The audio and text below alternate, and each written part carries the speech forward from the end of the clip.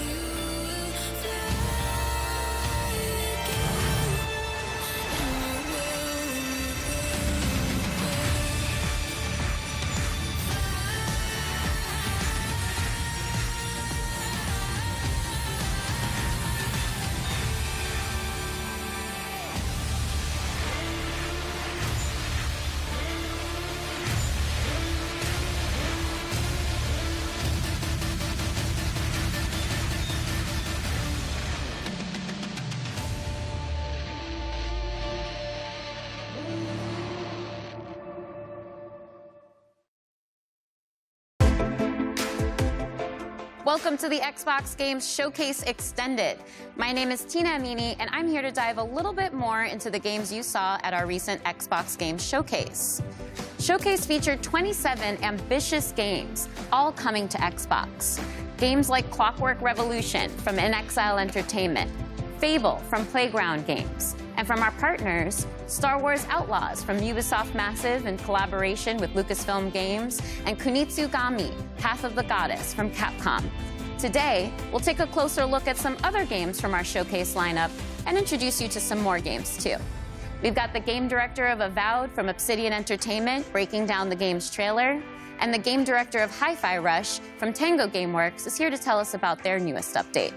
You'll also hear from Sarah Bond, head of the Gaming Ecosystem Organization for Xbox, who will tell us more about a program to bring games from underrepresented developers with unique visions to Xbox and Game Pass. And we may just have a few other fun guests in store for you too, so stay tuned. But first, let's check out the rainy streets and sinister markets of Cyberpunk 2077: Phantom Liberty.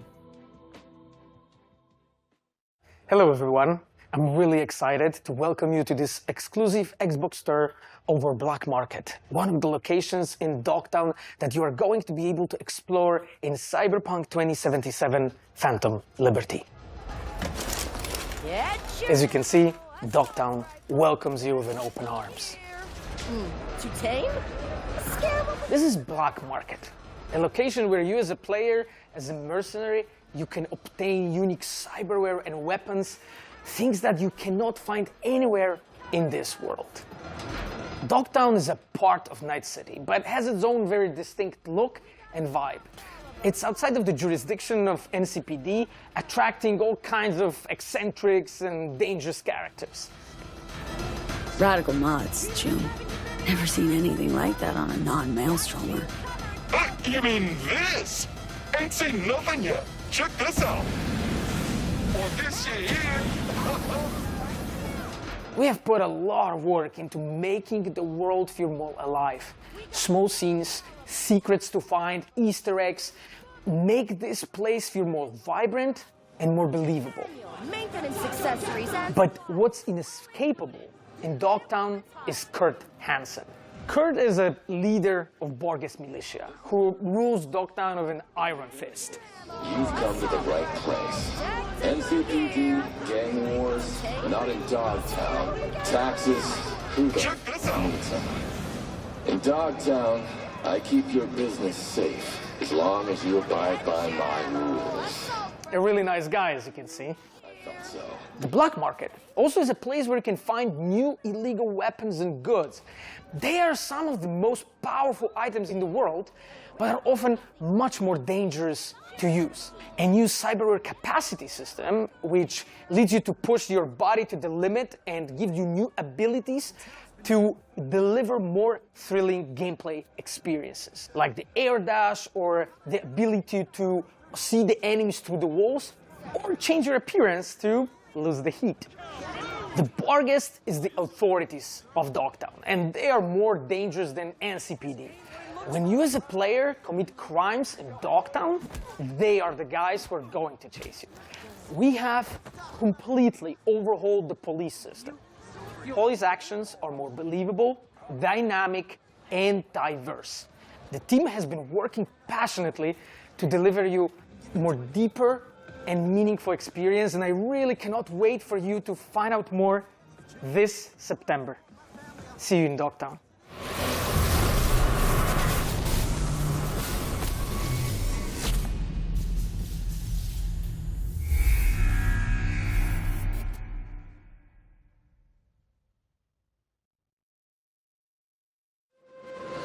We're not done talking about CD Projekt Red's next dive into the story between V and Johnny just yet.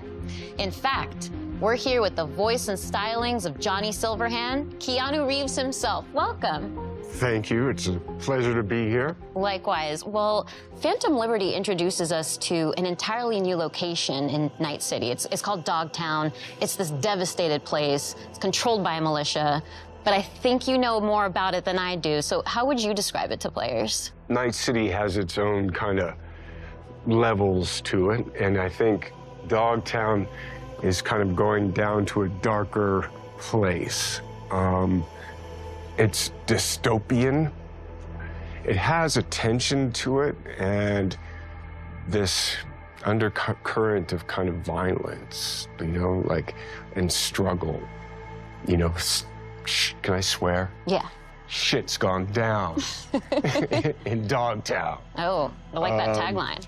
Yeah, and it's just, you know, I mean, hopefully it'll be fun for people to play there. It's hard to believe that there's an underbelly to the underbelly that is Night good. City, Yes, right? Yeah, I'm a little scared, but in a good way. No, it's a good way. I mean, we're all kind of we're all moths to the flame, aren't we? And there's a lot of flame in Dogtown. Well, if anyone can take it on, it's V, so that certainly gives me the confidence. Yeah, V's a survivor. Exactly. Oh, yeah. You know? And we just saw a tour of Dogtown, too, so we got a little bit of that cool. ambiance, and we can see what the environment is like. People are getting beat up. It's not good. It's, yeah. It's not the friendliest place to be. You gotta be prepared for it, truly. Yeah. But in our tour, we also hear a recording from a Colonel Kurt Hansen. Who's this guy? Because he seems pretty dangerous, too. Yeah, that guy. No, I'm sorry, I can't say that. My inner Johnny came out. I think that's My good. inner- You know, we know the tone now. Yeah, well, I mean, he's ex-military, military too, ruthless, power hungry, manipulative, and Johnny doesn't like him. I could see that. I mean, Night City in general is the kind of place that breeds that kind of character.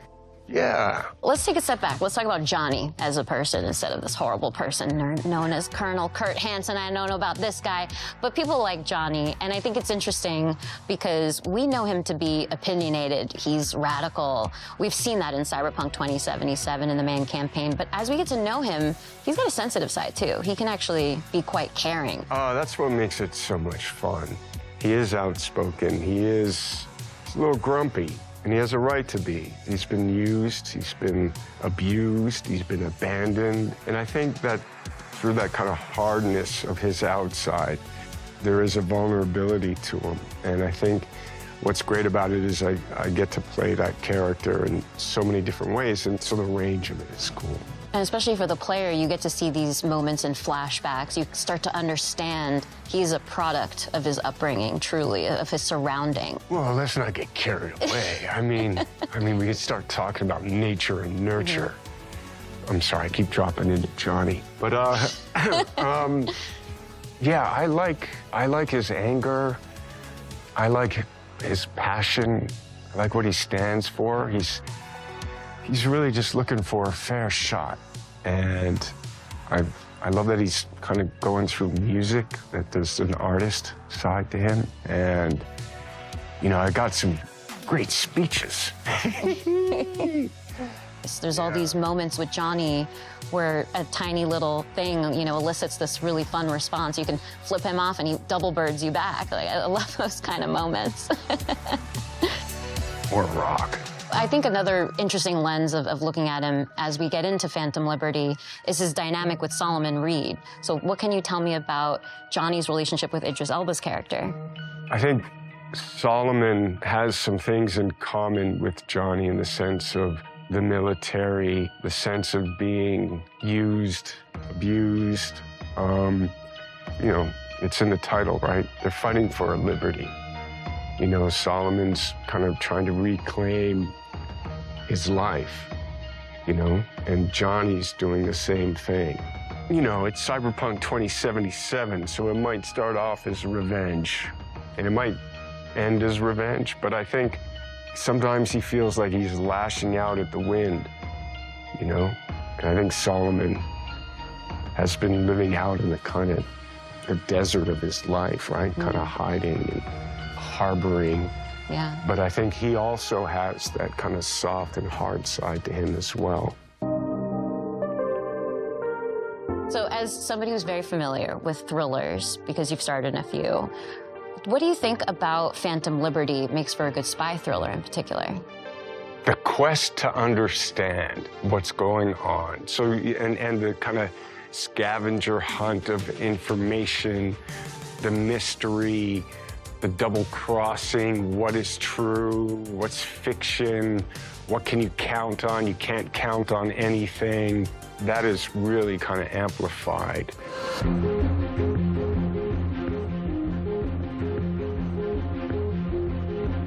Well, thank you so much for coming out to another Xbox presentation. You've got a lot of fans out there in the Xbox community, so I think I can speak for all of us in saying we really appreciate you showing up here today. Oh, well, thank you. But before I close things out, Yeah. well, before I close things out, I'd love your help here, Keanu. How do you think Johnny would end this interview right now? Well, there's a lot of ways you could do that. But, Tina, pleasure to meet you. Oh, is that how Johnny would do it? Yeah. Oh, thank you, Johnny. Nice to see you. Such a pleasure to have you here. I thought you were going to kick down the camera or something, so. No, you see, he's respectful. You know, you're a good egg. Oh, thank you. You too. Yeah. And I'll see you out there again soon.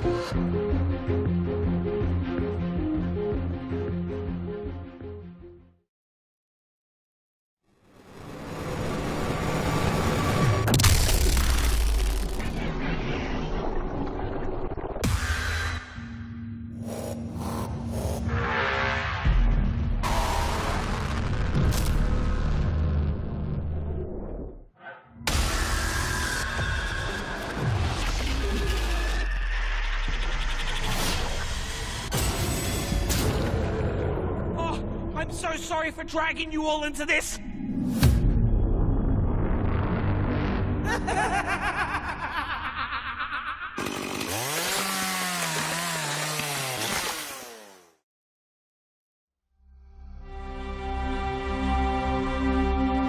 The world you think you live in doesn't exist.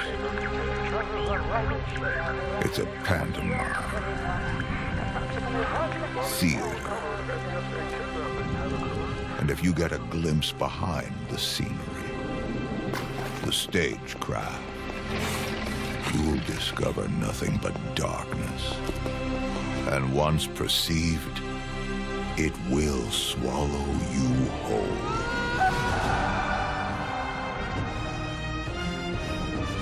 I'm in a race against this darkness. A race to locate an ancient ruin, a tower of unspeakable power. I need the best of the best. But they're all dead. So I'll use you. Scoundrels, thieves, cutthroats, the best of the worst.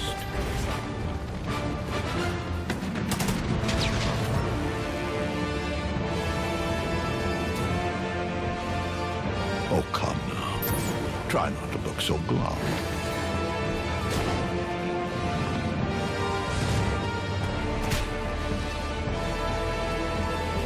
You're going to help me save the world.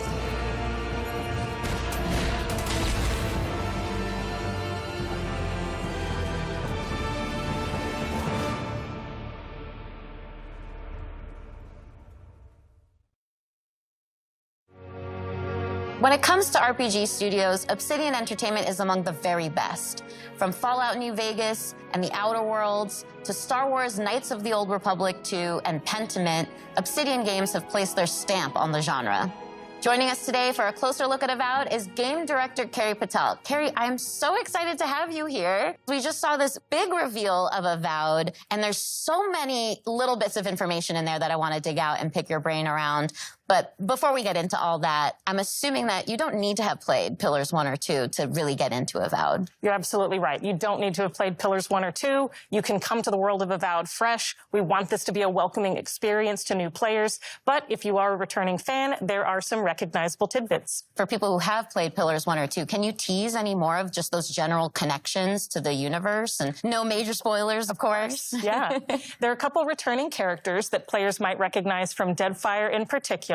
Players who have played the original games will recognize some of the parts of the world and some of the factions. The Adirian Empire plays pretty heavily into the world of Avowed, so all of that will be familiar to returning players. We do start to see some of that Pillars universe now in the Avowed setting, which is really exciting, and it's looking amazing so far. But can you confirm one thing for me? Are we still in Aora? We're still in Aora, and specifically we're in a region called the Living Lands. So again, returning Pillars fans will recognize the Living Lands as this otherworldly frontier. It's very remote. It's relatively unknown. It's this very dramatic landscape full of all of these different valleys with these unique biomes and creatures, just a really unique visual perspective. And it's a wonderful frontiersy spot that's set for adventure. There's a lot that's undiscovered, and so that's the part of Aora that we're introducing players to in Avowed. And we also see a character talking to us in the trailer. He seems like he might be a companion, because that would be a very Obsidian thing to do. So what's going on with that?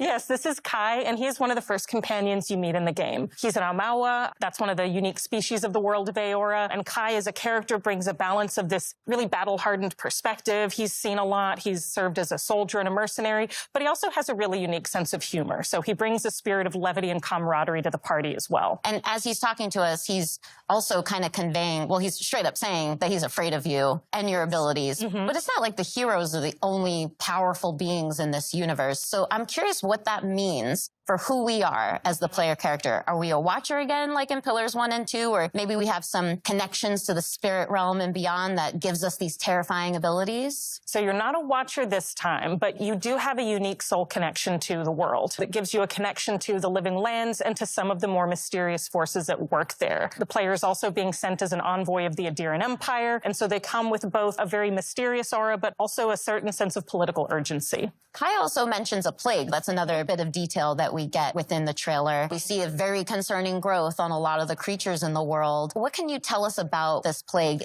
I can't say too much just yet, except that it is a unique soul plague that is devouring the Living Lands, and part of the player's mission in being sent here is to investigate and try to stop it. We also saw a lot of combat in the trailer, and we see dual-wielding pistols, we see spells, we see swords, we see just a ton of abilities. A lot that actually is really reminiscent of the Pillars universe too, but those were isometric top-down view games, and Avowed is a first-person game. So how did the team approach that same kind of fantasy combat, but in the first person for Avowed? So we wanted to take that same depth and breadth of play styles and combat abilities and player fantasies, where you can play someone who's very magical musically attuned, more traditional fighter or ranger, and really invest in whatever play style is most appealing to you personally. We wanted to take that depth and breadth and translate it into a first-person experience where you can feel the visceral nature of the attacks, feel the dynamism and the momentum of those attacks as you're executing them, and that means including a range of options like, as you noted, dual-wielding pistols, which is one of my favorites because you don't see that often in fantasy RPGs, but also traditional sword and board, a whole host of magical abilities, a lot of things that'll be both a little bit familiar but hopefully new to players as well. And I've got one more question for you because I know the audience is going to want to know this one, but just how big is this game? So it's going to be roughly comparable to something like Knights of the Old Republic 2 or The Outer Worlds. It is set up as a series of interconnected open zones that players can explore at their own pace. You can invest in discovering every nook and cranny in the world, discovering every secret, finding every side quest, meeting every character, or you can have a much more focused experience. And it's really up to players and how much time they want to spend in the Living Lands, but I'm hopeful that they're going to spend a lot of time with us once Avowed releases. Well, count me in as one of those players because I definitely want to read and hear every line of dialogue, everything everyone has to tell me, and discover every inch of the Living Lands. Well, thank you again so much for being here, Carrie. This has been so insightful and fun. Thank you, Tina. This has been a pleasure. That was just a taste of what you can expect from Obsidian Entertainment when Avowed lands next year on Xbox, PC, and Game Pass.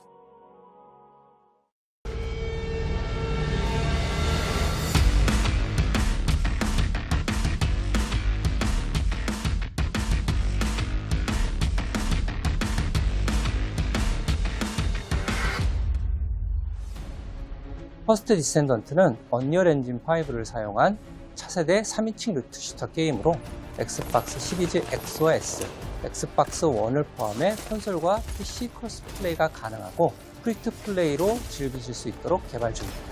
퍼스트 디센던트에서 플레이어는 계승자가 되어 인류의 생존을 위해 침략자들의 맞서 싸우게 됩니다.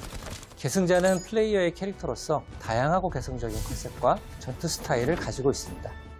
플레이어는 계승자를 통해 잉그리스 대륙을 탐험하며 스토리를 체험하고 다양한 임무를 혼자서 혹은 협동 플레이로 수행하게 됩니다. 또한 최대 4인 협동 플레이로 거대 보스와의 레이드를 경험할 수 있습니다. 거대 보스별 다양한 기믹과 부위 파괴 등을 통해 밀도 높은 팀 플레이를 체험하실 수 있습니다. 현재 개발팀은 작년 베타 테스트에서 플레이어분들에게 받은 피드백을 개선하는 작업과 신규 컨텐츠의 개발을 병행하고 있습니다. 지금 보시는 화면은 최초로 공개하는 엑스박스 시리즈 X의 실제 게임 플레이 영상입니다. 언리얼 엔진 5를 활용한 높은 퀄리티의 그래픽이 안정적으로 돌아가도록 열심히 개발 중에 있습니다. 신규 계승자 역시 개발 중에 있는데요. 이 계승자는 물을 이용한 독특한 컨셉의 플레이를 경험할 수 있도록 디자인되었습니다. 또한 자기장을 이용한 방어 능력과 비행 스킬을 지닌 새로운 캐릭터도 개발하고 있습니다. 플레이어분들이 더 많은 탐험을 하고 몰입감 넘치는 스토리를 경험할 수 있도록 다양한 환경의 신규 맵을 개발하고 있으며 새로운 타입의 보스 레이드 역시 지속적으로 개발하고 있습니다. 그리고 많은 분들이 요청하셨던 코스메틱 시스템도 도입 중에 있는데요. 캐릭터들마다 다양한 컨셉의 스킨을 제공할 예정이며 꾸미기 아이템을 통해 개성을 마음껏 뽐낼 수 있도록 지원할 예정입니다. 가장 많은 피드백을 받았던 그래플링 훅은 시스템을 완전히 변경하였습니다.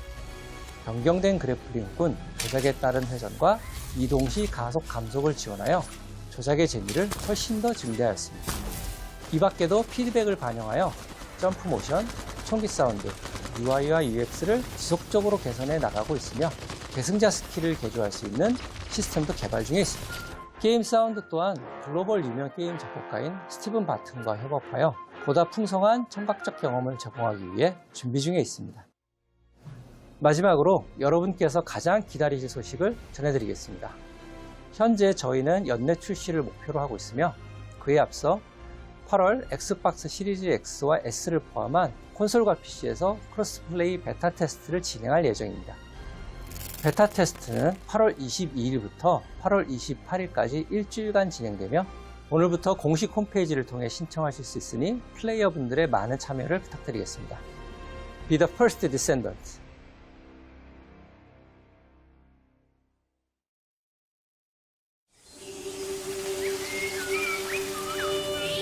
When we were wrapping up Banner Saga, we were really talking about what is it we want to do next. We earnestly started with the idea of making a game that was hopeful, that was a triumph of the human spirit. Something that had a lot of replay ability, something that you can really explore for a long time. There are different worlds that we want to explore. Towerborn is that game.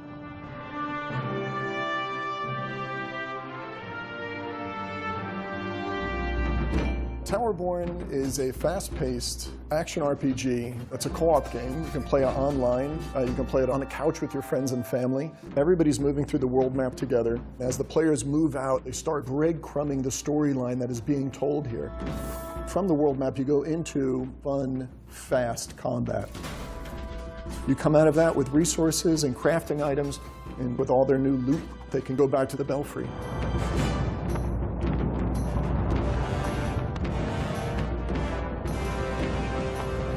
The Belfry is the player's safe haven and humanity's safe haven. The player can customize their appearance, their loadout, talk to all these different NPCs. The world itself is a mix of 3D and 2D. We definitely wanted to have that kind of beautiful background that you see in animated movies. Towerborn is all about humanity's last chance at survival. Humanity is clinging to hope and clinging to this tower. It is your mission to try to hold the forces of darkness at bay, to give humanity a chance at survival. The most important thing about the gameplay is it's just fun. And it kind of just amplified its fun the moment you added another player. All of the players can build their character in a way that's specific to them. It just turns into this back and forth exploration. Like, let's try to do this one combo, and then let's see if you can do a follow-up. From a couch co-op perspective, that's just really fun because there's not too many couch co-op games anymore. I'm hoping in 5 years from now, it's in a place that I never even would have thought of. It's a seasonal game, which is different for us. Players can expect a new storyline with new quests, new biomes. We'll be rolling out new gear, new monsters, new bosses. Expanding on the content in a continuous, organic way, so it just becomes a living world.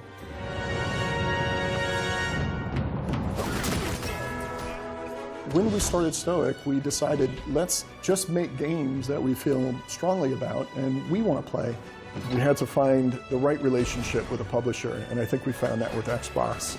They've enabled us to make the game that we want to make here.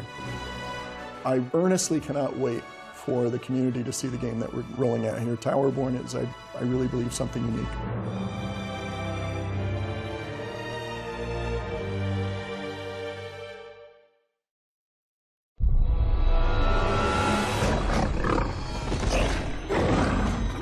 Roar again! You gotta protect the pit stop, please! What the hell is that thing?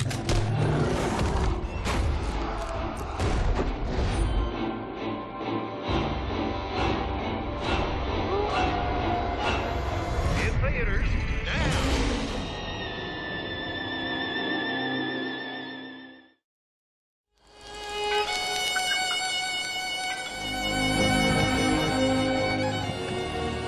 Hello, I'm John Rush, art director for Fallout 76.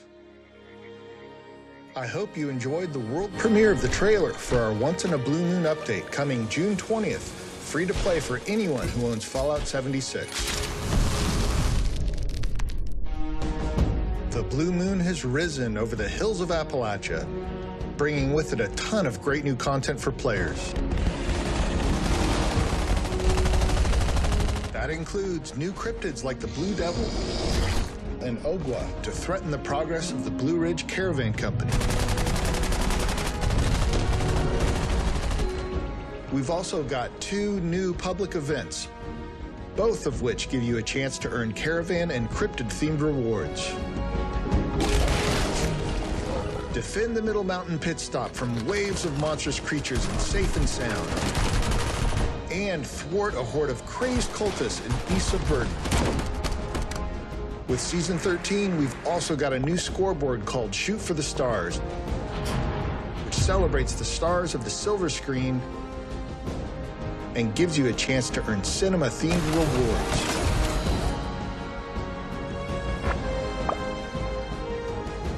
we're not done yet. Next year, we're taking players to Atlantic City, where they'll gamble on the fates of new factions for the opportunity to win big. Do your part in helping the Blue Ridge Caravan Company and earn rewards along the way. Once in a Blue Moon is coming June 20th. Appalachia is coming at you. We'll see you there.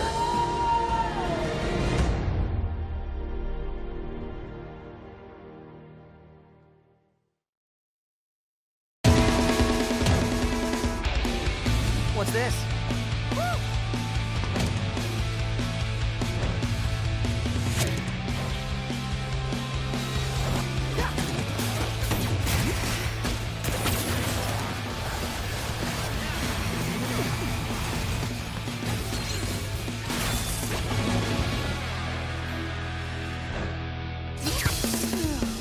What happened now?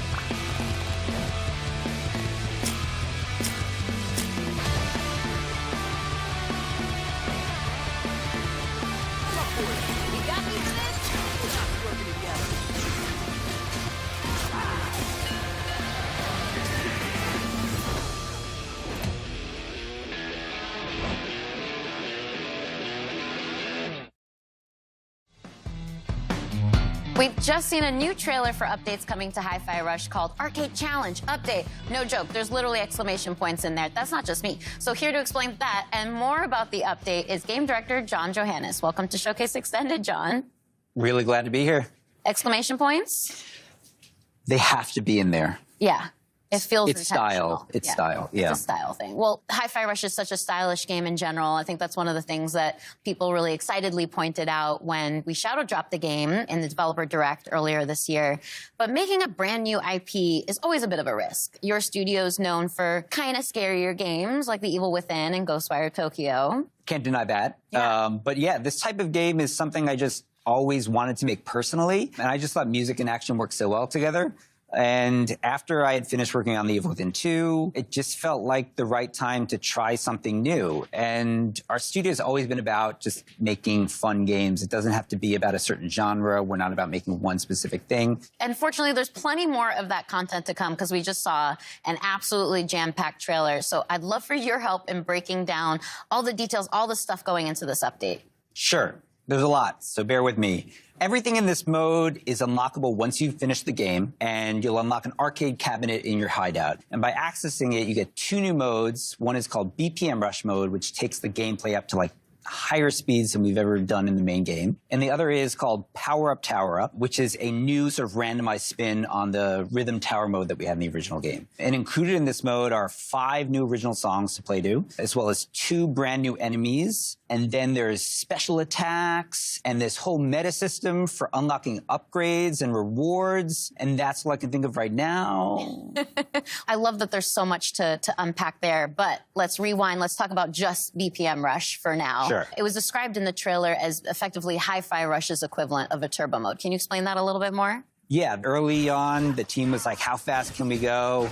And in the game, we kind of settled at, about a max 160 BPM. But this mode really takes it up to 200 BPM. But we sort of ease you in there. It's a gradual upgrade until it eventually gets so fast, you just got to sort of think on your feet and naturally react to the rhythm in the combat of the game. I personally love that there's a lot of accessibility settings in the game, too. It makes it so that you can adjust the game to your own comfort level. But this is a post-game challenge. It's meant for when you've gotten into the rhythm of the game. So I'm curious if you have any pointers on as far as how to tackle that challenge. As an action game, I think a lot of people want that sort of next-level challenge, another way to use their abilities in a new type of environment. This mode does that by putting you at the high speed. But we also have multiple difficulties. We have an easy mode for people who want to experience what that's like. but maybe are not in tune with that sort of high difficulty that's accompanied with this stuff. But then we have a casual normal mode as well. And then we have, after beating those modes, we can unlock an EX mode, which takes up to a hard level where damage is multiplied and keeps you at that high BPM throughout the entire time. But there already was a post-game challenge when Hi-Fi Rush launched. It was the Rhythm Tower mode. You mentioned that briefly earlier. That's the one where you face just increasingly difficult combat. So how has that evolved with the Power-Up Tower-Up mode? So the Rhythm Tower mode was kind of like a very curated experience. And while it was very challenging, you can prepare, go in and sort of customize your character, know what you're getting into. And in this mode, we flip it to the almost opposite end. Chai starts off downgraded. We actually remove all your abilities, and you have to earn them back by fighting waves of randomized enemy sets. And after every wave of enemies, you get to choose from a series of power-ups that can gradually increase your stats. But each of these upgrades comes with either bonus or negative modifiers as well to the gameplay, so you can take more risks or less risks depending on which upgrades you pick. And again, those upgrades are randomized each level, so you really kind of have to have an understanding of the systems and not quite master them, but have a good grasp if you want to go in and come out on top. Well, as I mentioned earlier, it was a really packed trailer. There was a lot of information in there. It's a chonky update. So what else have you got for us? Because I feel like there's more on the table there. Yeah, so by playing in the two modes, you unlock these rewards through these challenges that are connected to these two modes. And in those rewards are things like accessories for Chai and new costumes for Chai 808, and even as well as fan favorite Corsica.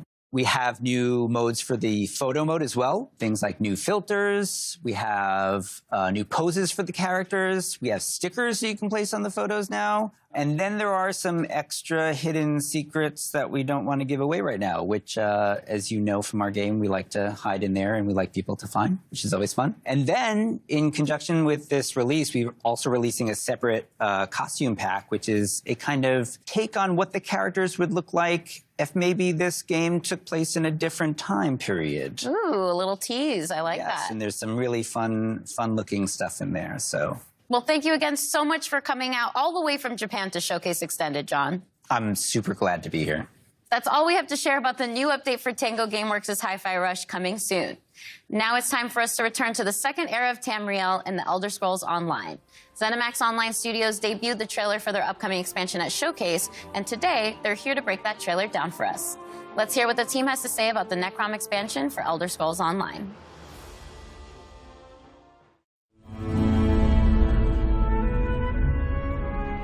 Hey everyone, thank you so much for watching the Xbox Showcase. I'm Rich Lambert, the creative director on Elder Scrolls Online. And I'm CJ Greb, I'm the project art director for Elder Scrolls Online. One of the really interesting things about Elder Scrolls Online is it's different than really any other game out there. It's not your typical level-gated world. Go anywhere, you can explore in any order you want to. You really can hop in at any moment, play with anybody, can play any part of the game. And any story. And of course, I mean, we're on Xbox Game Pass, you know, the biggest open world RPG on Xbox. And if you're at all a fan of Elder Scrolls, you can go places that you maybe have never gone before in an Elder Scrolls game, and do things that you've never been able to do. There's so many different activities to participate in. You know, housing. We've got lore hunting and antiquities, right? There's the dungeons and the trials. And you can, of course, always revisit lands that you've been to before. We've got Skyrim, Morrowind. Yeah, and they're different times. You know, we're almost 1,000 years in the past. Come in by yourself, come in with friends, but don't worry that you're ever not going to have something to do, because there are adventures everywhere you go. We had an awesome trailer during the showcase. Necrom, Hermaeus Mora. Yeah. What's it all about, Rich? Hermaeus Mora is this Daedric god of knowledge. He's not good, he's not evil. He is just focused on cataloging the world and collecting everything he possibly can to study. And what you kind of see in the trailer is Mora kind of always on guard, always looking over and watching what's kind of going on. And you get to see some nostalgia in there as well from the Dragonborn DLC in Skyrim with the yellow-green skies. The vast inky sea, the stacks of books. I'll still never forget the first time you showed us the initial concepts for everything made out of books. And I remember looking at that going, oh my god, how are we going to do this? How is this going to run? And We always try to honor the past, right? Because when we go back to areas that people who play Elder Scrolls games have played, they know these lands. We want them to feel like they're coming home, right? But we have the chance to add a little into the mix. The art team was able to really play with kind of cool, unique monsters. Yeah, we were given some great places to go for new monsters in the zone. We were looking at making a creature that would kind of freeze you in terror as soon as you saw it, and a creature that has a deeper connection to the overall story of the zone. We've also got the Tavani Peninsula, kind of the Morrowind vibe. It's always fun to go back to this part of Tamriel because it's one of the most imaginative and sort of like visually expressive things that has ever been created for an Elder Scrolls world. And then, of course, Necrom City itself. This ancient city that, is rumored to have been built, even before the Tribunal was even established. Right. Being able to play with that and look at that architecture and this ancient city of the dead. And you guys gave us a new class to do. The Arcanist draws their powers from Hermaeus Mora.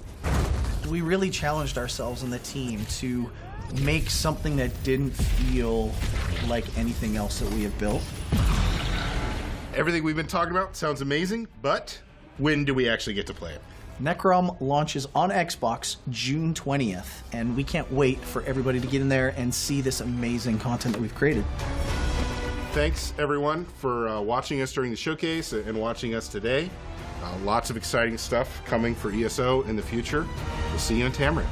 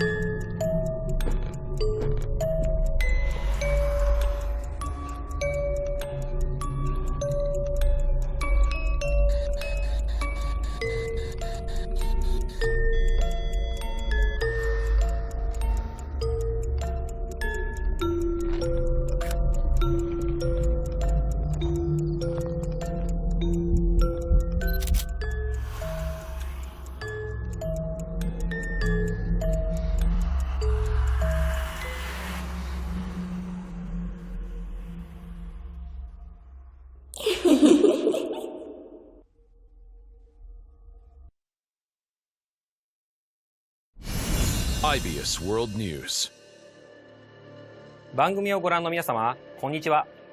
エグゾプライマルディレクターの平岡です。まずはじめに、3月に開催しました第1回オープンベータテストに多くのエグゾファイターの皆様にご参加いただきました。アンケートや SNS を通じてたくさんのフィードバックをいただいております。今後の開発に活用させていただきます。ご協力ありがとうございました。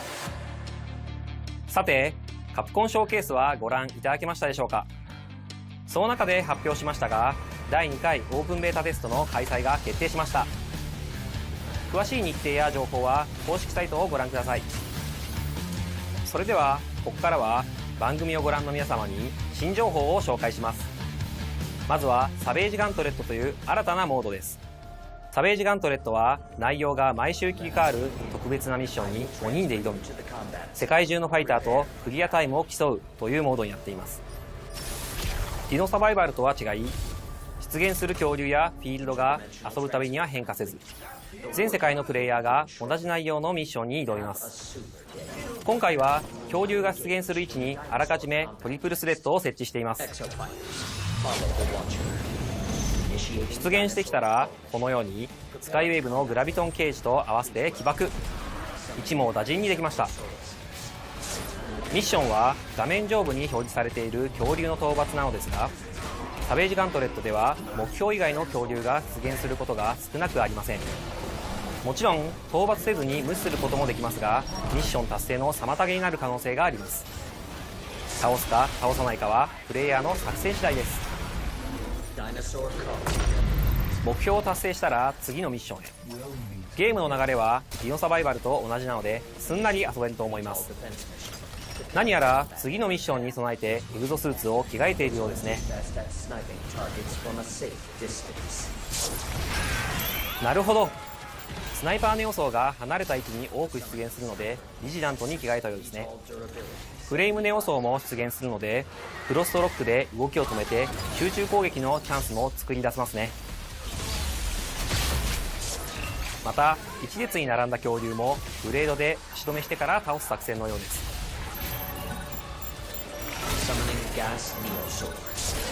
道中では大型恐竜が複数体出現することも。サベージガントレットはエンドコンテンツに相当するモードなので基本的にはミッションの難易度は高く設定されています。モジュールの強化、組み合わせはもちろんチームメンバーのスーツ構成などよーく考えて挑んでみてください。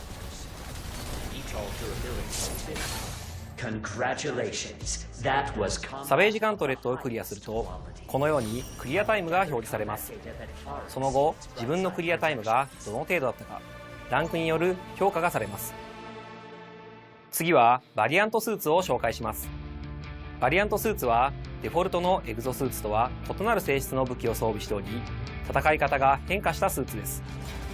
デフォルトのデッドアイはアサルトライフルを装備していますがデッドアイアルファバーストファイヤーはショットガンとバースト射撃を切り替えられるバトルライフルを装備しています。敵との距離に応じて射撃を切り替えながら戦います。他のバリアントスーツも特別にちょっとだけお見せしますね。ゼファーアルファエナジーチャクラム、バラージュアルファロケットホップ、ビジラントアルファマークスマン、ロードブロックアルファフォートレスシールド、村雨アルファフロストグレイブ、クリーガーアルファチャージショットガン、リッチドクターアルファデュアリティビーム、スカイウェーブアルファサンダークラップ、ニンバスアルファダブルバレル、バリアントスーツは発売後のタイトルアップデートで遊べるようになります。エグゾプライマルは発売後も定期的にアップデートを行っていきます。シーズンごとに新たなゲームコンテンツを追加していきますのでご期待ください。本日はありがとうございました。それではウォーゲームでお会いしましょう。レッツマッシブ。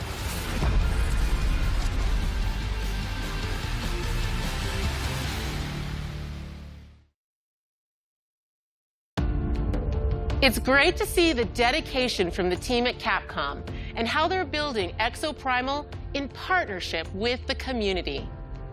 Gaming has the power to immerse us in worlds and perspectives we'd never otherwise experience. We can fight dinosaurs, transport to a dystopian future, explore the universe, and conjure magic. And we get to do this together, no matter where we are on the planet, the language we speak, what we look like, or our physical abilities. That is why it is both an absolute imperative and an incredible opportunity that games represent all of us. That is why we created the ID at Xbox Developer Acceleration Program to help underrepresented creators and stories in the industry shine. We call it DAP. DAP already includes more than 100 emerging developers, and they've launched 30 incredible games like A Space for the Unbound, Validate, and Hoa, and there are many, many more in the works. Let's take a look at these amazing games coming up next from ID at Xbox's Developer Acceleration Program.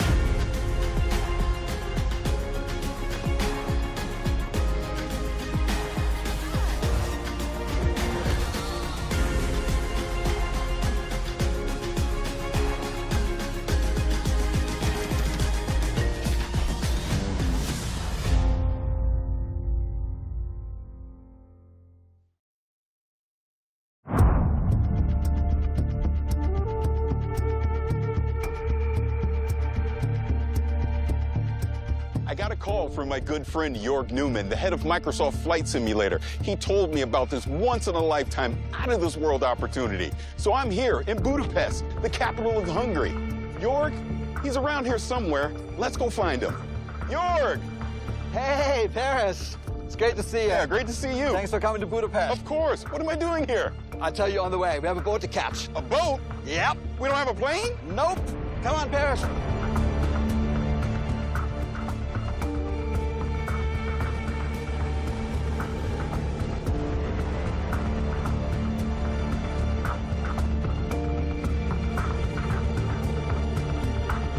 Jörg, what is this place? What kind of aircraft are you storing in here?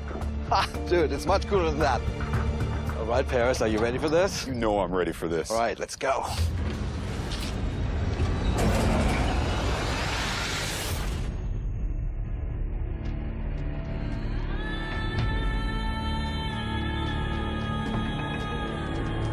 Welcome to the world of Dune.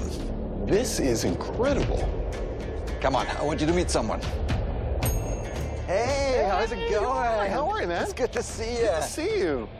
Paris, I would like to introduce Patrice Vermette, Academy Award-winning production designer of Dune. It is very nice to meet you. I'm a huge fan of Dune. Now, Patrice, can you tell me, what is this place? Well, this is the warehouse where we actually keep most of the props and the set deck elements that we used on Dune Part 1 and Part 2. Now, Jörg, how did all this get started? So it goes back to November 2021. Dune had just hit the movie theaters worldwide, and we got a call from Legendary, and they had the idea that we bring an ornithopter into Microsoft Flight Simulator. And me being a lifelong science fiction reader and fan, a big, huge fan of the Frank Herbert books, how could I say no? Okay, now it makes sense after seeing the trailer at the Xbox showcase. I understand why you brought me here. You guys want to take a look? Because we actually do have a couple of ornithopters here if you want to see. You want to take a look? That would be awesome. Yeah, let's do it. All right, let's do it. All right.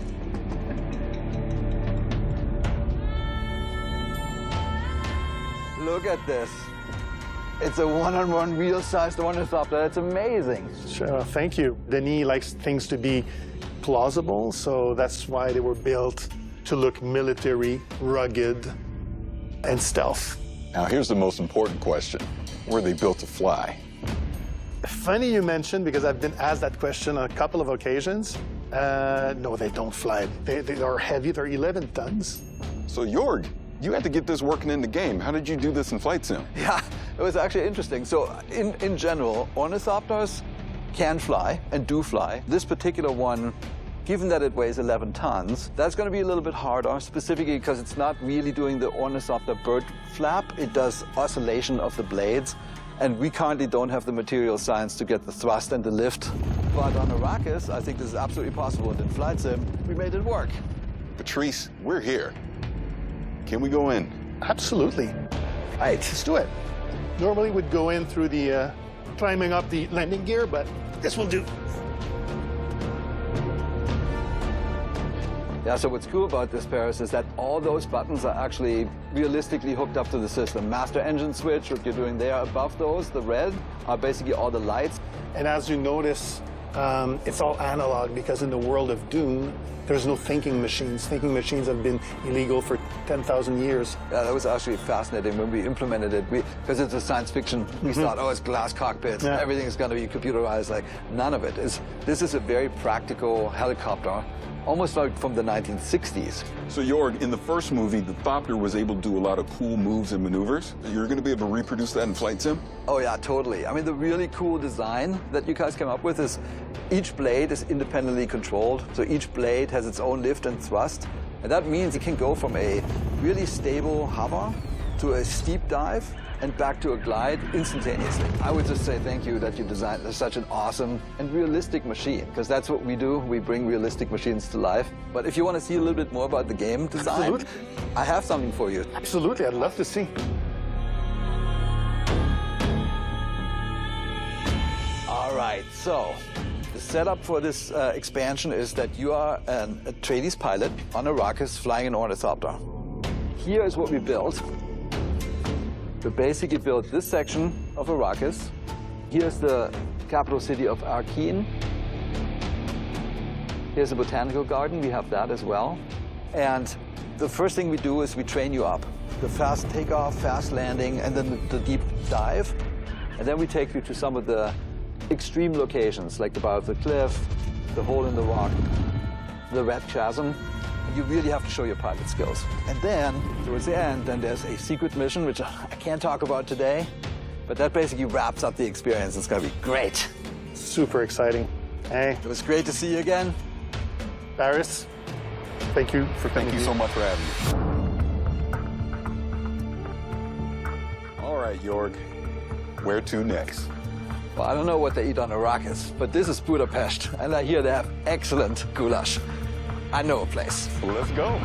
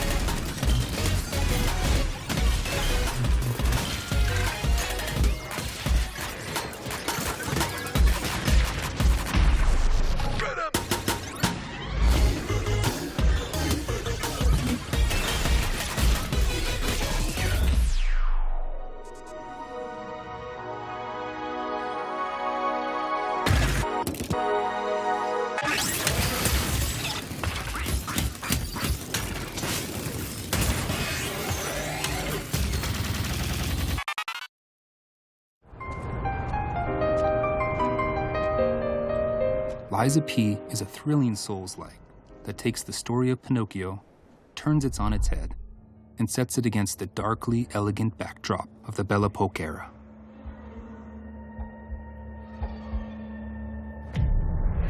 Finally, we meet.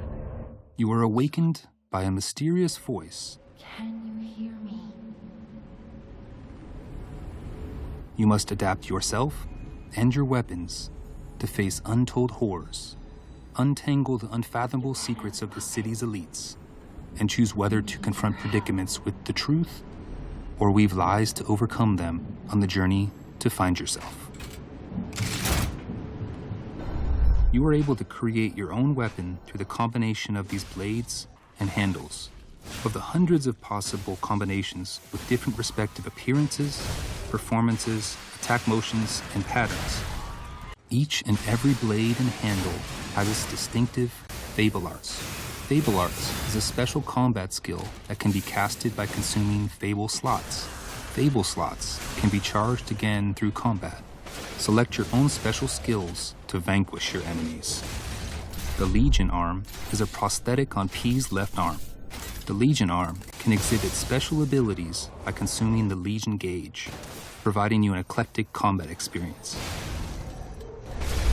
So, puppets are all there are? I highly doubt that. You'll have to face all sorts of monsters, puppets only being one of them. You're not quite done yet. Bone-chilling bosses await you.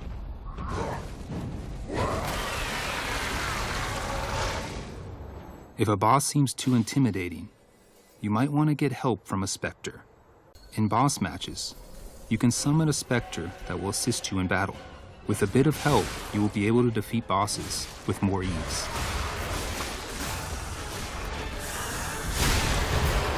The P organ is a system that allows you to upgrade your character.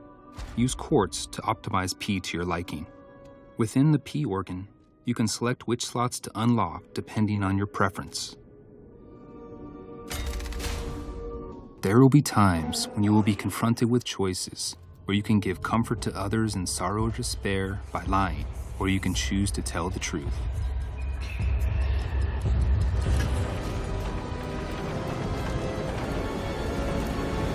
Carve your own path.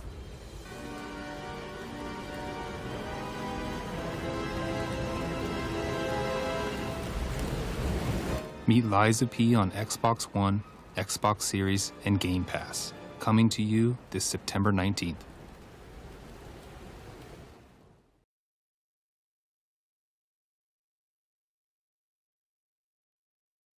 At the heart of Hellblade is our ambition to sink you into Senua's world and story. To do this, it's critical that we make it as easy as possible for you to suspend your disbelief. One key method of achieving this is our use of performance capture.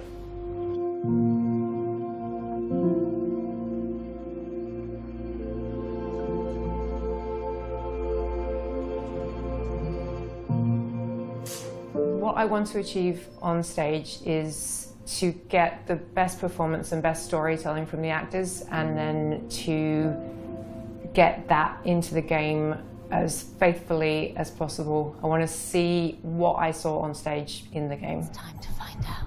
Why are they watching? It's time to find. When we were shooting the scene from the Xbox showcase, it was quite a somber mood on set, because that was one of our moments in the game where it's just Senua and the Furies, and we have an opportunity to connect with the player one-on-one.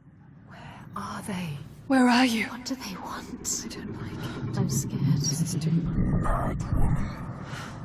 At this point in Senua's journey, she's had her confidence eroded. There's a lot of doubt. And she needs to find within herself a spark of hope, that strength that she has, in order to continue on. Everything I've done has led me to this place.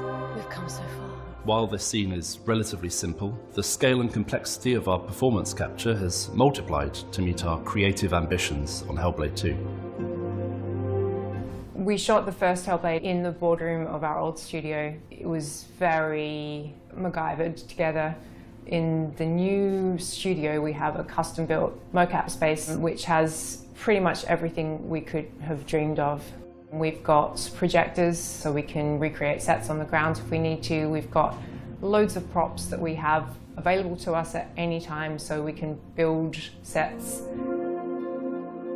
I remember coming in to interview and seeing the setup down there, and immediately being impressed by the clear commitment that had been made to underpinning great true-to-life performance with great quality data. So we've got a lot more cameras this time around. They're kind of top of the line at the moment. And in the kind of space that we have downstairs, we have nearly wall-to-wall coverage, which is really impressive. And it's not something that is common. It's certainly a step up from a few cameras set up in a boardroom. With our setup, we can push even further on our ambition of bringing through as much of our actors' performances as possible into the game, even down to the most nuanced of movements.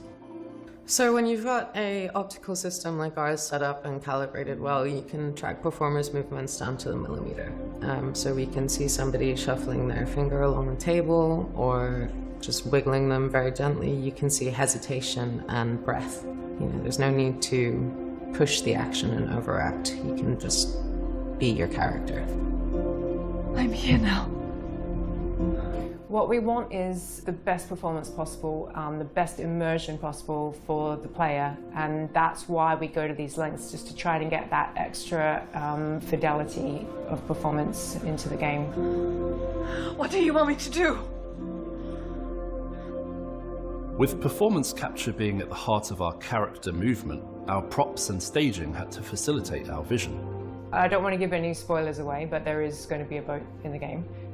That boat will have several characters on board. We wanted to be able to capture the motion of a boat across multiple characters simultaneously, and we, for the first time, had the space to be able to construct a proper rig for this. So we had a platform which could be moved in any number of ways to create that kind of pitch and yaw and roll that you would get on the ocean.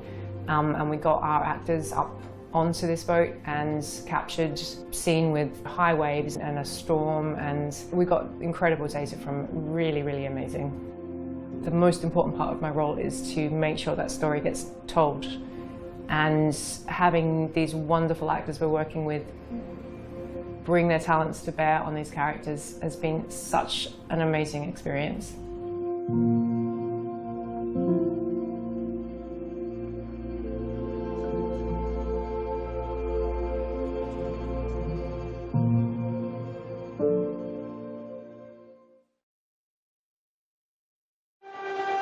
My name's Larry Herb, Xbox's Major Nelson. Welcome to FanFest. I'm excited to be here. Here we go. Let's roll that video.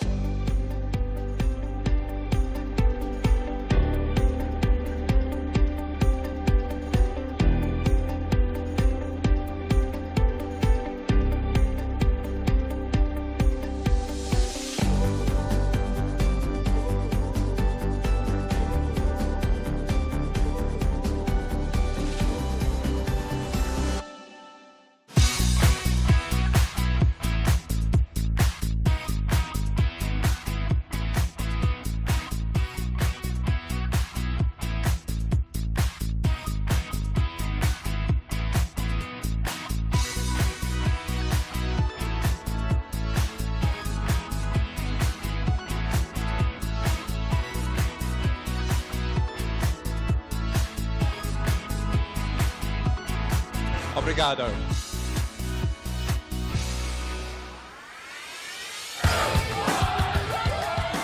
At FanFest Melbourne, it's playing awesome games and having a great time.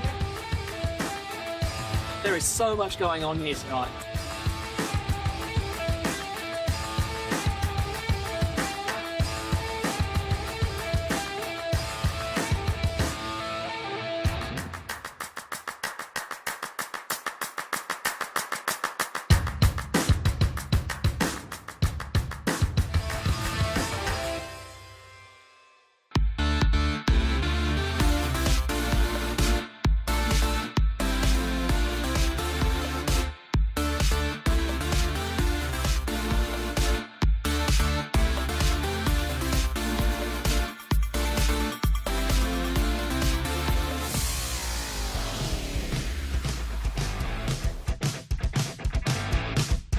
Honestly, I've never felt so good to be part of Xbox in my life. I'm just wandering around, I've been talking to people, and everybody is so excited about what's to come. We really put a lot of emphasis on empowering creative risk, and then there's so much excitement for what we're going to be able to deliver going into 2024, and even games in 2024 that we haven't talked about yet. So our mission, our strategy is to bring the joy of gaming to everybody, no matter where they want to play, how they want to play, and I just feel, you know, a real responsibility, a real privilege, excitement, that we get to be the ones to build those games that are going to be at the center of no matter what we do.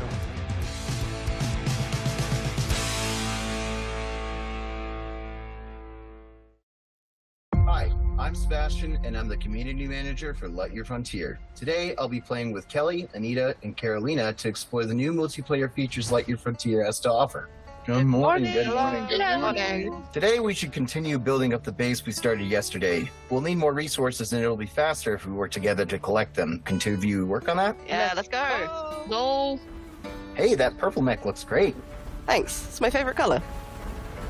Dang, the farm looks pretty good with all the grown crops. Yeah, I know, right? I'm looking forward to making the farm even bigger. I'm gonna work on making our home look a little bit better, and then I'll come down and help you out. Great. I'll see you in a bit then. What do you want to focus on gathering, you think? I can get wood to start with, and then you can help me get some aluminum. I'll get some stone also then. That should cover a lot of what we need for crafting and building. Once we've finished, let's head back and help with the buildings. Resupply to the rescue! How's it going up there? I think I've got a good idea of what I want things to look like from up here. Nice. Oh, there's so many good choices. I know, right? Oof. But I think that looks good. Can't wait to see it. There are loads of aluminium here. They're actually pretty strong, so we can do it faster if we both drill. Let's work together and see what else we can find here. After we bring this back, I'll take a look in some other regions to see what materials they have. I'm done up here, so I'll come join you. Oh, my inventory is getting full from this harvest. I think we should build some, silos or crates to store it all. Yeah, we should probably build a fence around those two as well so we can protect the harvest. Great idea. Let's get on it. Here we go. I'll help with the silos next. Yo, anyone need materials? Because we got a ton of stuff. Yes, please. Oh my gosh. Fantastic. Do you want us to start helping you build? Yes, please, please, please. All on it. What do you think of the layout? Yeah, it looks great to me. I'm almost done with the fences here.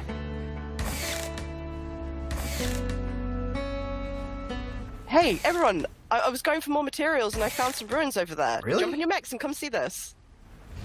Oh, wow, what is this? Oh, look at that. This is so cool. That door is huge. Wow. I wonder what's inside, though. Tomorrow we should totally find a way to open this. Let's head back to the base and see what we can do.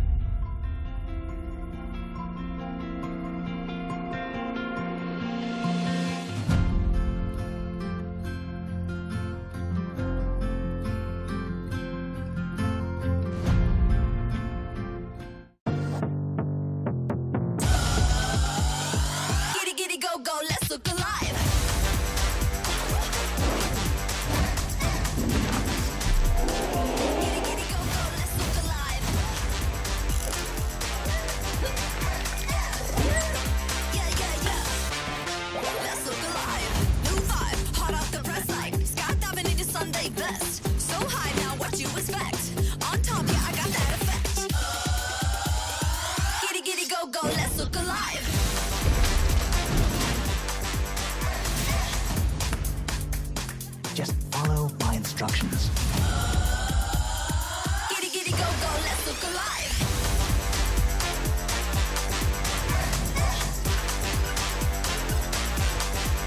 Welcome.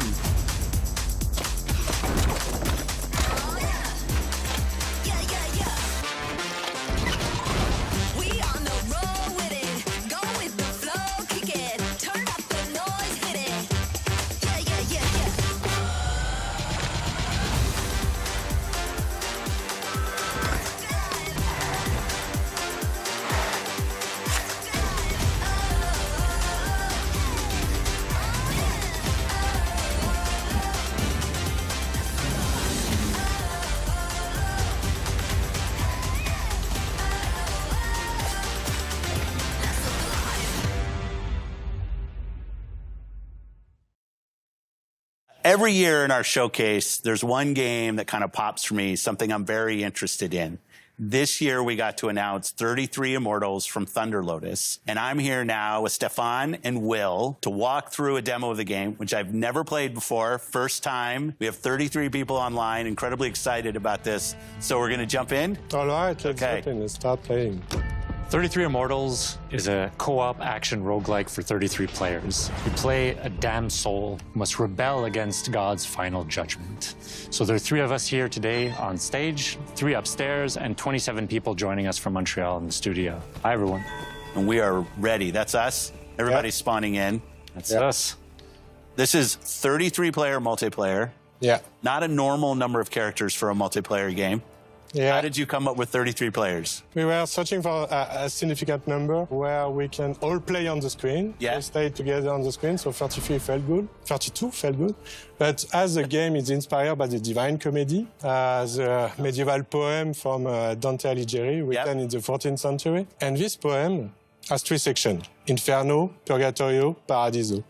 Each section has 33 chapters. And so we say, oh, let's do 33 players. I love it. 33 Immortals. And I love what you said, Will, that when you guys started this game, there weren't even 33 people at the studio. So you didn't have enough people in the studio to fill out the full roster of the game. Yeah. It's just such an awesome point. It's a challenge. It's a challenge when you're trying to do that. I love it. Okay, so no 2 runs are the same. We're actually spawning in a different position, a different situation. We are in the cemetery. If you hold the left trigger, the world map is going to show up. And we can see that we are 33 right now, actually, in Inferno, but we are scattered around the world. Oh, we're not all in the same place. Yeah, because we all have to complete torture chambers. Got it. To make the game progress. Okay. And we are located at the southwest of Inferno. Yeah. And so the closest torture chambers is to the east. Okay. So let's go there. Got it. Okay, let's continue down south towards the first torture chambers. This one, I have a good feeling for it. The soundtrack, what's going on? The music's kind of cool. Thank you. This is Max LL, who's actually done the music on all of our games. And you're in Montreal. We are in Montreal, yes. Close to one of our XGS studios in Compulsion. Yes. It's also in Showcase. Yes. I love the community of game creators in Montreal. Absolutely. It's always important to be well surrounded and all that. So we didn't talk about your first game, Spiritfarer. Yeah. I thought it was fantastic. Thank you. Yeah. It was great. Now, as you can see, this is not Spiritfarer. No, but like, how do you think about that from a studio standpoint, having such, I mean, I would say they're stylized games, but outside of that, very different games. We're not worried about, genre. Our goal is really to just try and make unique, immersive, creative experiences that players love and that they want to play for. Awesome. I love that. Yeah. This guy who's getting out of my comfort zone sometimes. Okay. All right. What do we do? So we have completed a torture chamber, so we have achieved a first step in... I got left behind, is what you're saying. Defying God, yeah. Oh, they're back on us. Whoa. Well, we got to face the wrath of God. Careful. Oh, no. Dash. Dash. Run away. Oh, I can't. I have like 0 health. New torture. No, I got to get out of here. Where are you? Well, why weren't they in the torture chamber trying to help us? Okay. Okay, these range... God is getting angry. Yeah. Whoa. We're getting hammered right now. Okay. Come on. Okay, here's a guy. Can you revive me? Yeah. Just stop moving. That's good.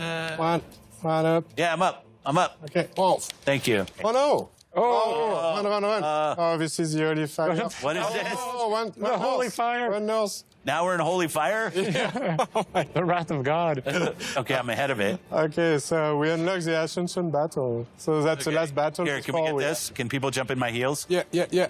I'm in. Oh. I tried to do the heal. Don't mind me, the wandering soul.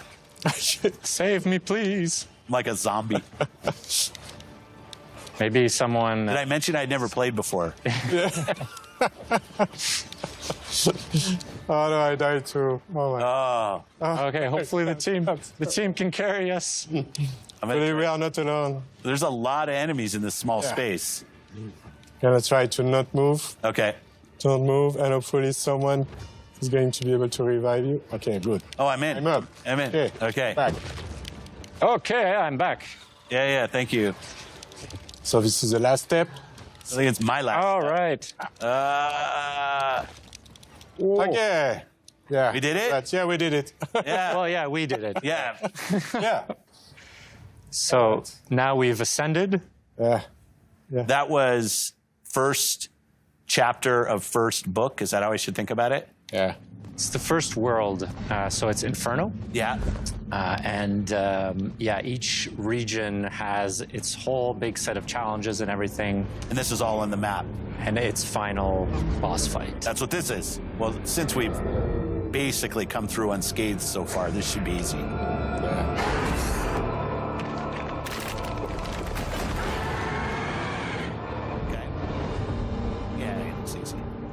You saved us from having to kill the final boss. Yeah. It's a bit of a tease. I like it. Well, best of luck to you and the team and everything that's going on. Can't wait for this game to come out. I won't ask for the date because I know that's unfair. But it was great to have in the show and great for you to come down and we got the opportunity to play. So thank you for that. Thank you so much. Thank you so much for having us. Thanks for watching Showcase Extended. I love these opportunities to show more about everything that you saw in the showcase itself. Thanks to everybody that supported us and have a great week. Thanks, everybody.